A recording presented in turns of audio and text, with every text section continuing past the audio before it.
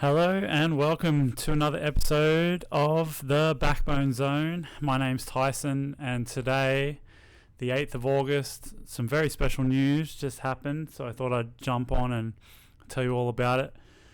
Basically, we've been working for the last 6 months, since the start of the year really, but give or take a decade. We've been working to make BMX even more legit in Canberra, which I guess will have ramifications Australia and worldwide. And that's that we have got a new BMX freestyle facility, so basically trails, coming to Stromo Forest Park, which is like Canberra's bike park.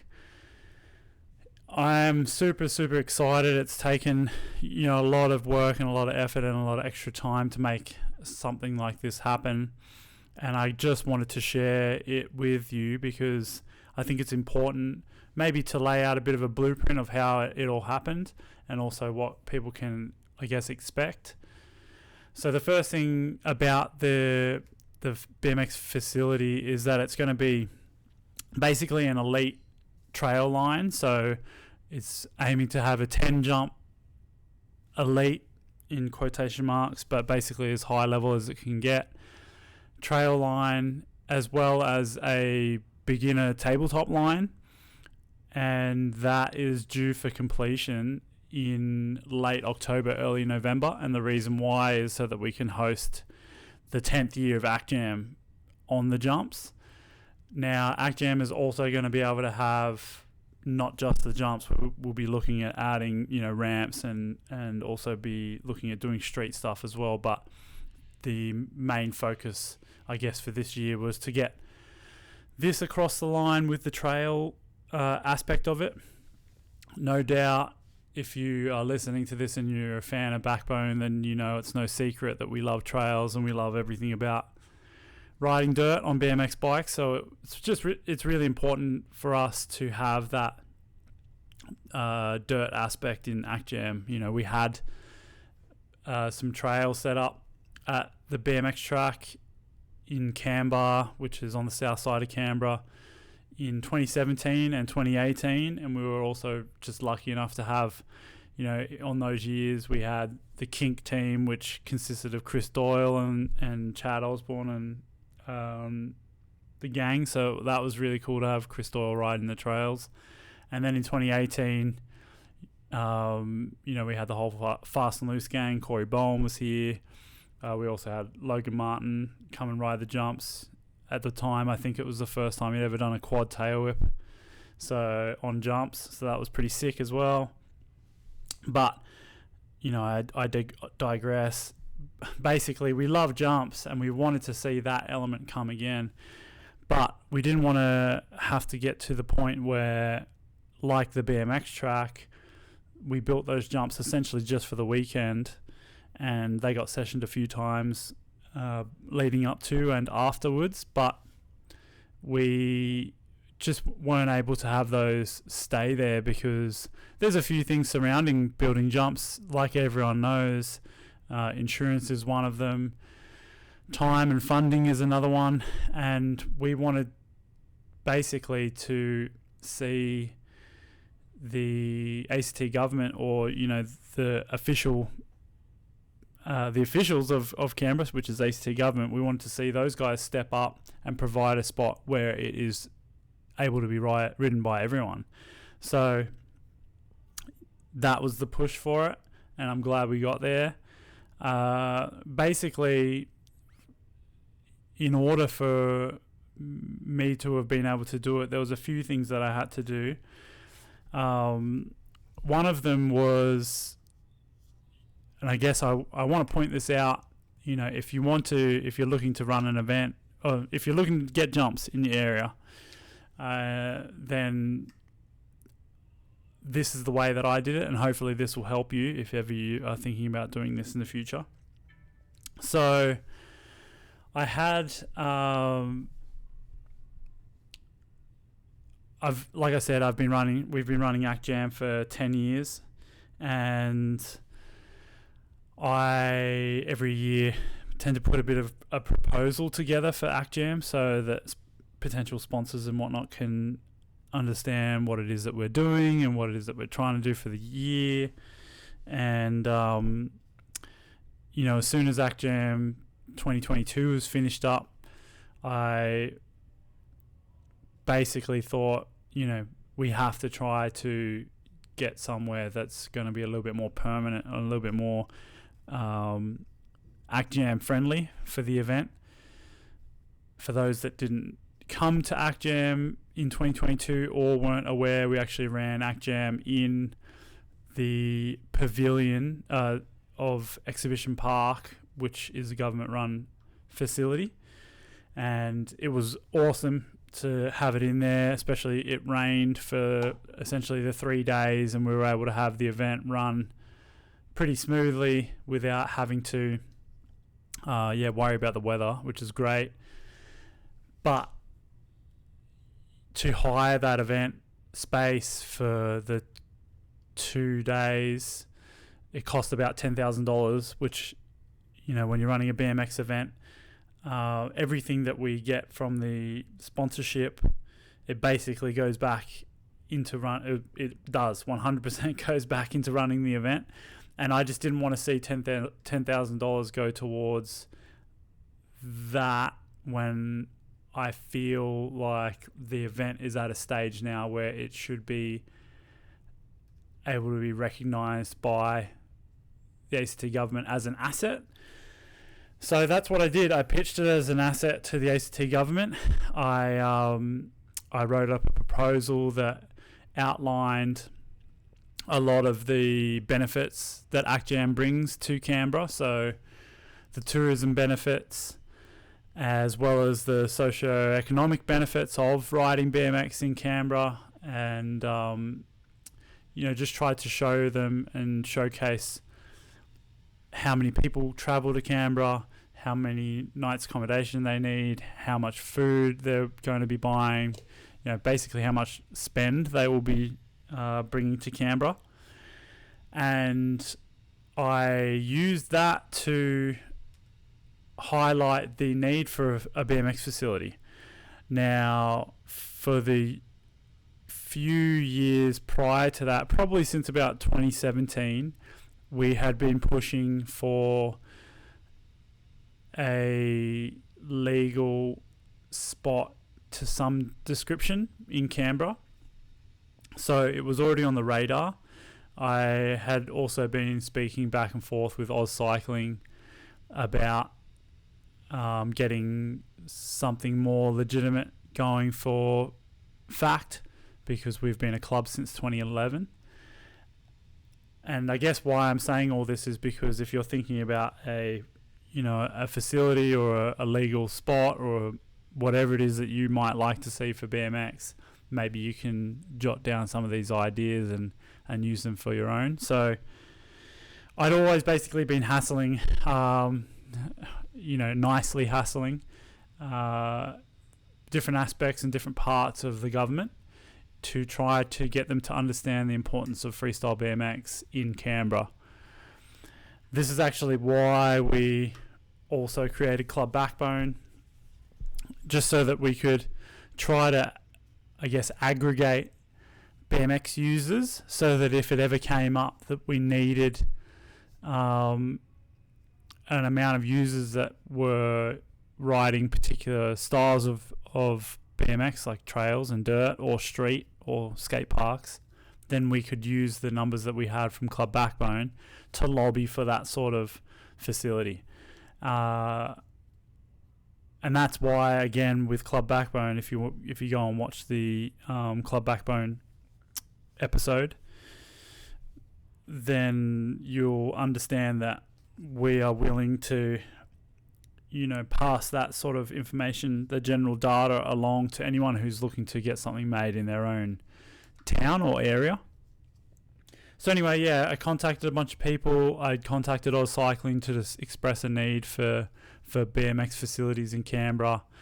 I was able to, through a lot of, contacting and sort of back and forth conversation, I was able to get them to add BMX freestyle as one of the top priorities for cycling in Canberra. They actually had to submit a report to the ACT government about what facets of cycling are a priority in Canberra, and that was this year. So I was able to get them to add freestyle BMX to that list, which was really great. I actually, in the meantime, with my friends Danny Stevenson and Arthur and Will Gunn and a bunch of other people, we all built a trail spot, which then came under threat. So it was really sad that those jumps had come under threat, but because I'd already been planting the seed to try and get facilities created for BMX in Canberra, I was able to sort of use that as leverage to create a stronger case for a public facility. Because, for those that aren't aware, if they don't build jumps, if you're building jumps and you're not building it on your own land, well then it's kind of up to the discretion of whose ever land it is, whether it's the government or the council, as to whether those jumps stay or not. And it is looked down as something that you can be seen as, I guess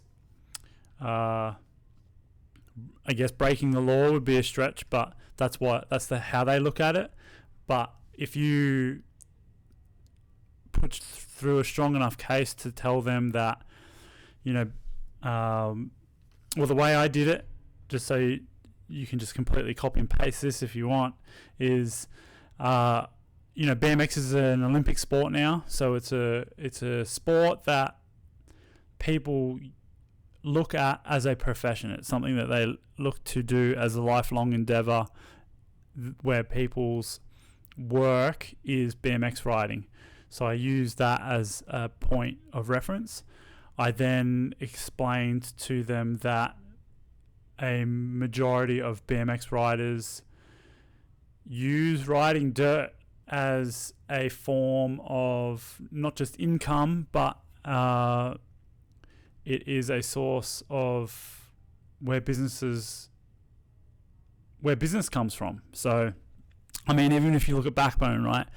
So we love building trails, and if you guys didn't see us building trails and riding jumps, well then you wouldn't have a strong association with us building jumps and riding trails, which then would affect, I guess, our business. So you kind of have to put yourself in a mindset of writing about things as if it's all really positive. Saying that out loud to a BMXer and saying, oh, we ride trails because it's good for our business, like, that's clearly not what we're doing. But you kind of have to take yourself out of the mindset of a typical hardcore BMXer that doesn't want to see the outside world come into their world, and you have to just say, okay, how am I going to get something for the BMX community? How am I going to get something that's going to be positive and better and build BMX in a greater sense? And you have to just basically write about all of the positives that you see. So to bring it back to my point, I wrote a lot about the positive aspects of building jumps for people and for business and all these things. But if it is illegal, then show me the alternative that is legal. And because there isn't an alternative that is legal, so there isn't a public dirt facility in Canberra, as my example, but you can insert your town, then they really need to be able to come up with something to fill that hole. Because if you're building jumps in your town and it's a very positive thing for the community, and you're,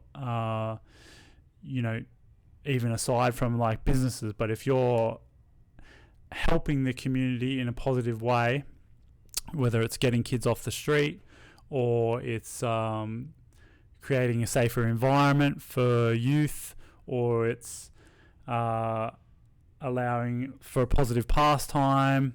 It's, stopping people from abusing drugs and alcohol, just whatever it is. Like you think of all the positive aspects that trails can bring. It's maintaining, you're looking after the surrounding nature, all of these things which are important, but you just don't even think about it because all you're thinking about is just riding jumps. But once you put all that stuff to paper and then you say, you express that in a way that's done well, and express it in a way that lets someone who doesn't ride BMX understand what is so powerful about building trails, and then say to them, okay, so I've built these trails, but they're not legal, but show me a way that I can do it legally. They have to come up with a way. So I did that, and then in tandem to that, along with my proposal, so I wrote a proposal for ACTJAM, expressing all of these things and expressing what ACTJAM can do for Canberra. And there was a lot of back and forth. I got them a general quote for how much the dirt park would cost. I'd actually already submitted a concept plan in 2021. When I say I mean we, as RIS and I, or FAC BMX and Backbone BMX. So I had submitted a concept plan that already kind of outlined all of this stuff already, but now I'd given them exactly what I needed to do and the time frame that they needed to do it. And they basically still had to come up with a yes or no answer, but it was that they did come up with a yes answer. And to go back to the whole trails thing, we built a spot and then they came under threat, and I typically wouldn't have thought to contact the media about it, but it's one of those things where if you're building jumps and you just keep doing it but you've got no other alternative, then I think it's really important to let the general population understand why it is that you're doing it. So I contacted the media, and that ended up being very helpful for my case as well, because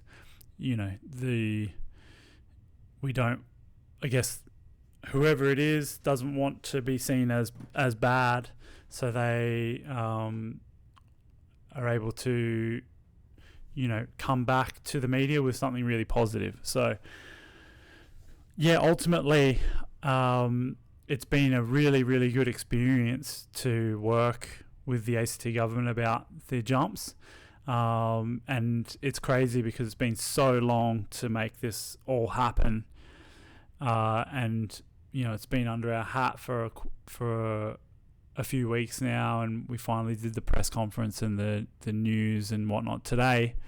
But it kind of feels like it's over, but yet now we're just getting to the real starting point where we have to get the jumps built. So what comes with that now, the process will be is that there will be a dirt building, like a trail building company that will come in, and we'll have sort of a consultant type role where we will make sure that everything will be built to the specs and to everything that we want to see.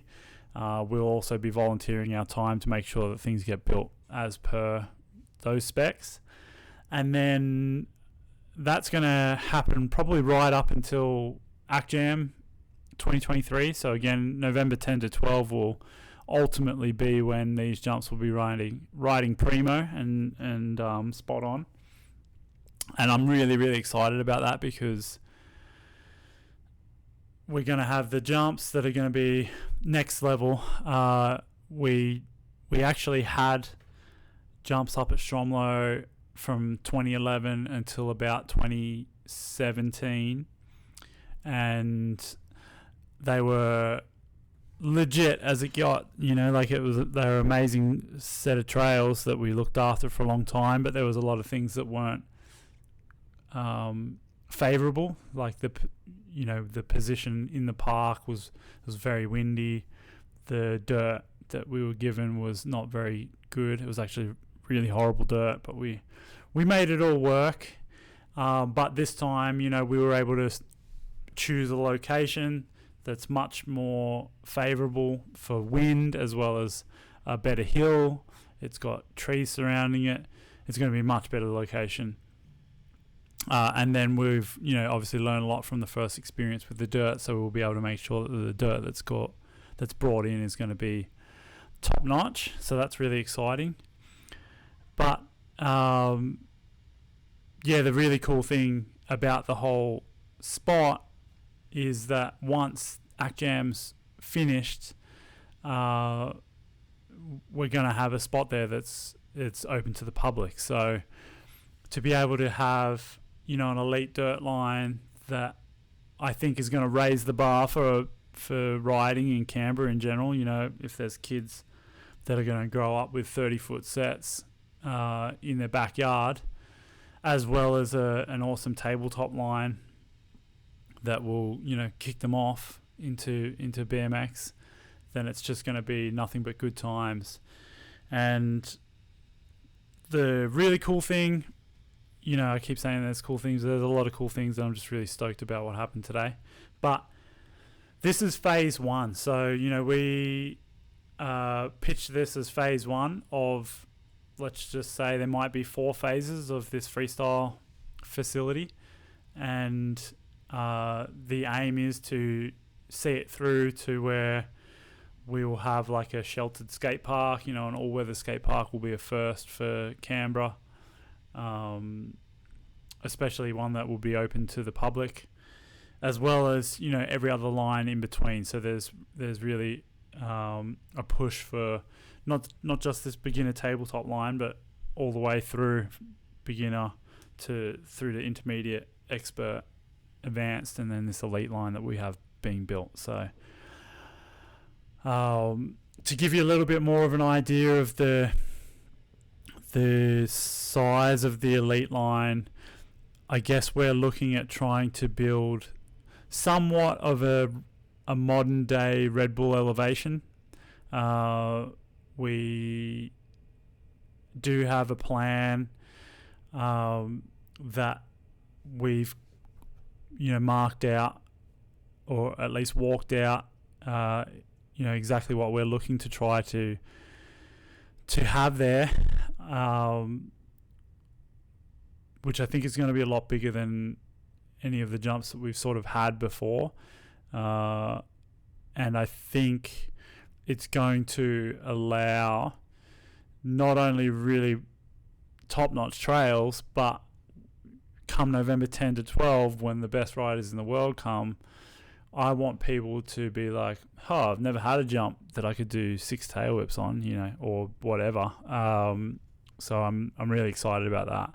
So if for those that are watching right now, I just brought the plan up. So it's, again, this is all approximate, but we're looking at like a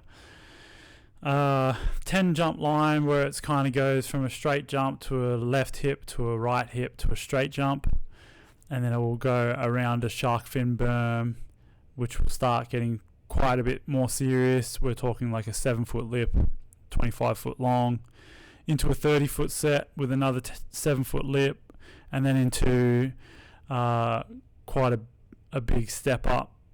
So we're going to hopefully have a 9 to 10-foot lip and a nice landing on it, so that all the gnarly tricks, I guess, would go down on that. And then around the corner into a step down that's going to be a cool feature, and then into 2 more jumps. So yeah, it's going to be a beast of a line for sure. And like I said, that's just a concept plan, but that's what the build has to go off, is that plan. So that's really exciting to know that we've had that first. We're going to hit the ground running with all this. So that's really it for me. I just wanted to give an update.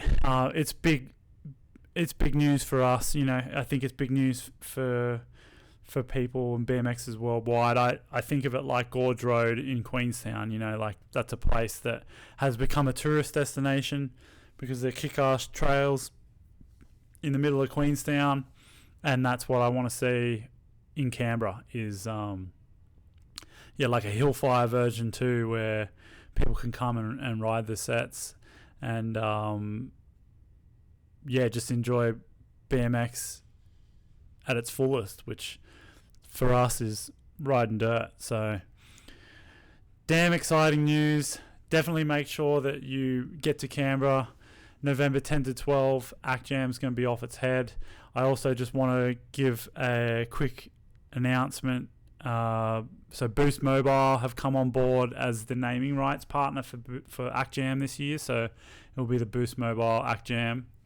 And they're bringing a lot to the Jam this year, and I'm really excited to work with them. So thanks to Boost Mobile, and be on the lookout for updates. We'll be updating you as we go along with this whole adventure that is the phase 1 of the BMX Freestyle facility. So thanks again to everyone who's helped along the way. Thanks to the ACT government in particular. There is a lot of the crew that I've worked with. Amali is one of them. Owen is another one. Thanks to Oz Cycling. And just thanks to BMX community for making me be excited to keep pushing to make something sick for BMX in Australia. So anyway, that's it from me. I'll see you on the next one. Awesome.